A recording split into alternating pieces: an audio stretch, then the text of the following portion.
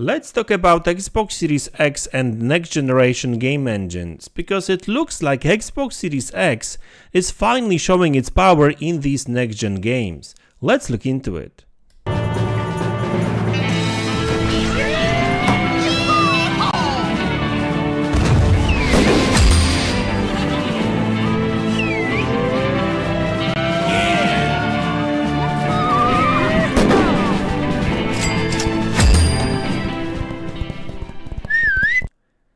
Hey guys, welcome back to the channel.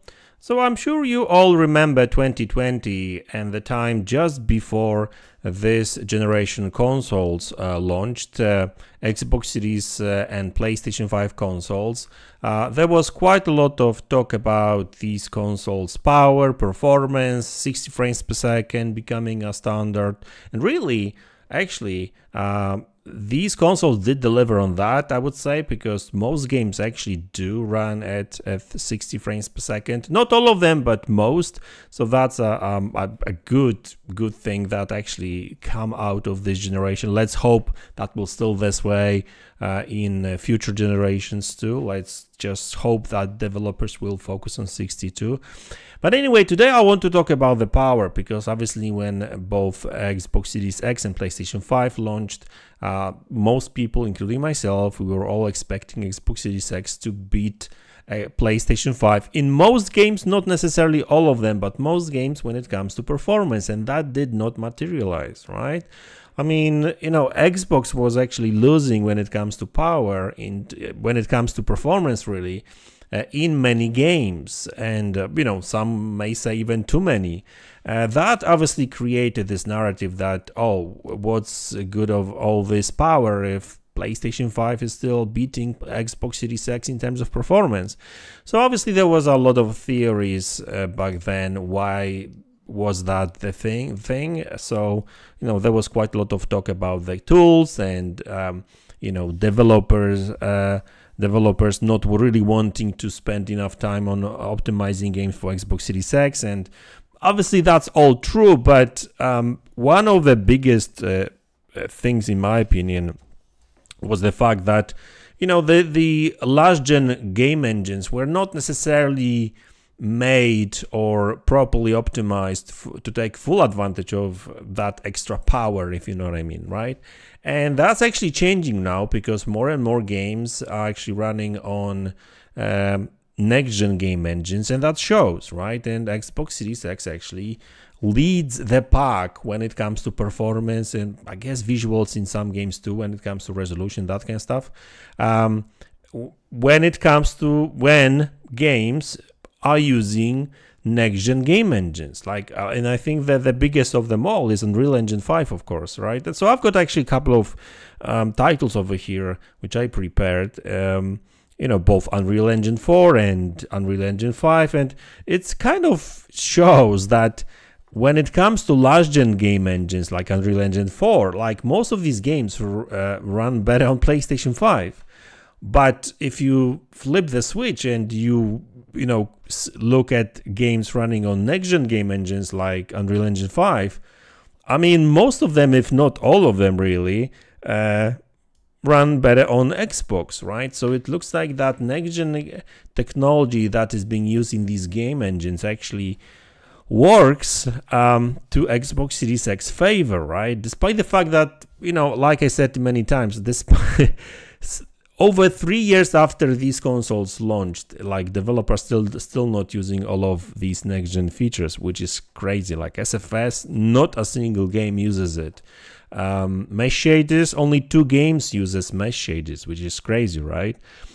So let's look at the titles. So for example, let's talk about games that actually run like Unreal Engine 4 games, even the most recent ones, right? Like Suicide Squad.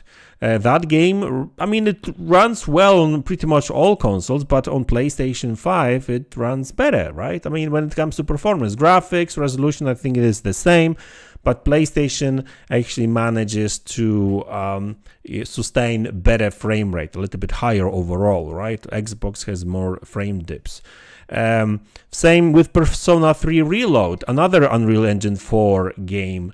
You know, it runs better on PlayStation, and I think it's also missing some graphics features on Xbox. But I guess if with that kind of stuff, it's more, I guess, a bug or something must be if a game is missing. If a game is missing shadows or something like that, right? I mean, there must be something to it. And also there's like a ton of other Unreal Engine 4 games from last year, like Star Wars Survivor, for example, runs better even to this day, I think, on PlayStation 5. Even though now, once they disabled the ray tracing, it actually, you know, runs much better on both Xbox Series X and PlayStation 5, and many other games like Atomic Heart, for example, you know, just to name the few. There's more, like pretty much most games, most Unreal Engine games, Unreal Engine 4 games run better on Xbox, on PlayStation. I think like there's literally like one or two that was better on Xbox. I think that one of them was the Requiem. I forgot the full name. Plague's Tale Requiem. I mean, that game actually ran better on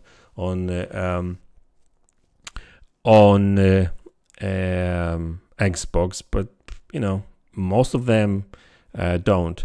But now let's flip the switch and let's look at some of the next-gen games proper. And like not only running on next-gen consoles, but also actually using, because this is the big difference. Like some people call games next-gen only because they are only on the current-gen consoles, but you know, some of them are still using only Unreal last-gen game engines. Good example is Suicide Squad. You cannot play that game on Xbox One or PlayStation 4, so it's a next-gen game per se, but it's still using last-generation technology, right? I mean, Unreal Engine 4. But when it comes to Unreal Engine 5, even smaller titles, because we haven't really had a big release lately when it comes to like even, except Alan Wake 2, I guess, right? But you know, I mean, Alan Wake 2 is not really Unreal Engine 5 game, so, but it's a proper next-gen game using next-gen game engine and stuff, so, and it shows, like, Xbox runs this game better, still to this day. They haven't really fixed that game much on PlayStation when it comes to performance, right?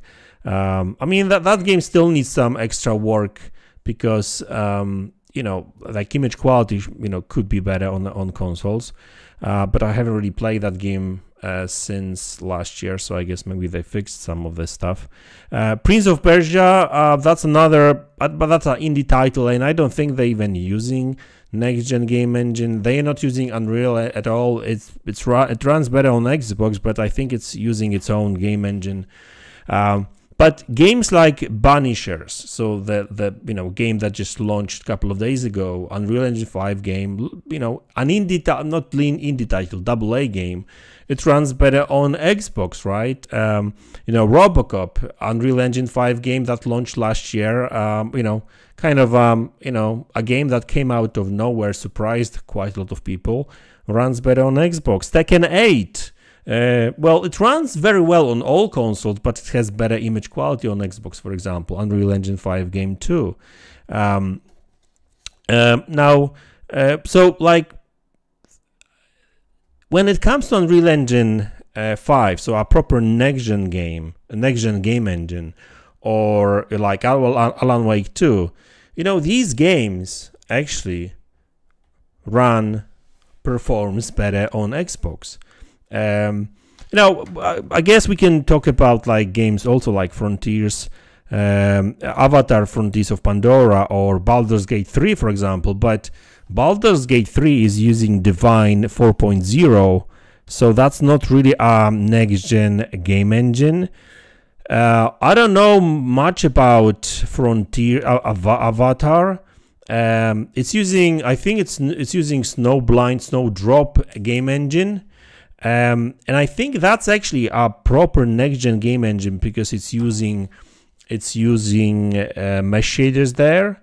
Because, like I said, I'm not sure if I mentioned that at the very beginning of this video. There's only 2 games that are using mesh shaders: Alan Wake 2 and Avatar Frontiers of Pandora. So I guess that's the only game, a proper next-gen game, that actually runs better on PlayStation 5. At least it did when it launched. So I'm not sure if anything changed, so we'll see. But guys, like, this is the thing, right? Like, we spoke about tools and, developers better optimizing these games and stuff, right? And that's actually happening right now. Once developers actually got their hands on the proper next-gen tools, meaning next-gen game engines that takes much better advantage of these next-gen features and wider shader approach and everything, it shows. It may not be a massive difference because, let's face it, like, PlayStation 5 still handles these games very well, but generally speaking, the next-gen technology works in Xbox Series X favor, I would say, right? These games are better on Xbox. It may not be a massive difference, and I don't think there will be a massive difference ever. Because, like, even when you look at the power difference, right, like, it's like what, 18%? That's not a massive difference, right? But still, looks like Xbox Series X finally has its power back. So anyway, guys, so that's the video. I hope you enjoyed it. Let me know in the comment section below what you think about it. Hit the like button, subscribe to the channel if you haven't already, and I will see you all in the next one. Take care.